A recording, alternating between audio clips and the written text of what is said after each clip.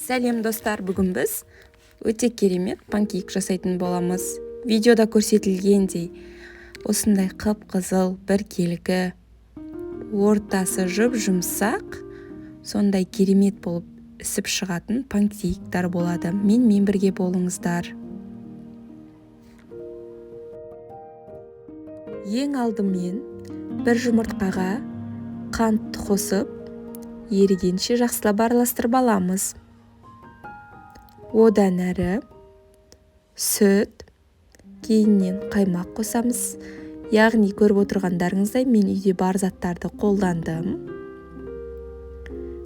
Одан әрі шым тұз қосамыз. Жақсылап біркелкілендіріп араластырып аламыз.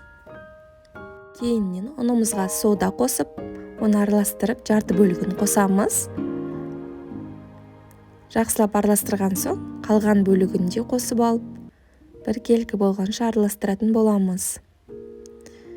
Соңында сұйық майымызды қосып, біркелкілендіріп араластырып шығамыз.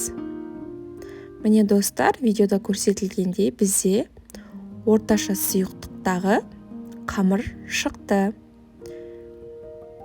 Одан әрі табамызды қыздырып, орташа отқа қойып, қамырымызды құя бастаймыз. Мен осындай ыдыс пайдаландым. Ол маңызды емес, үйдегі жай қасықпен де қолдансаңыз болады. Видеода көріп отырғандарыңыздай панкейктарымыздан керемет осындай тесіктер шықты.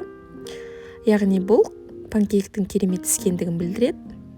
Міне келесі бетіне ауыстырдық. Өздеріңіз көріп отырғандай панкейктарымыз өте әдемі болып шықты. Біздің қамырлы сұйықтығымыз 2 порцияға жетеді, яғни 2 тарелкаға. Сондықтан барлығын пісіріп аламыз.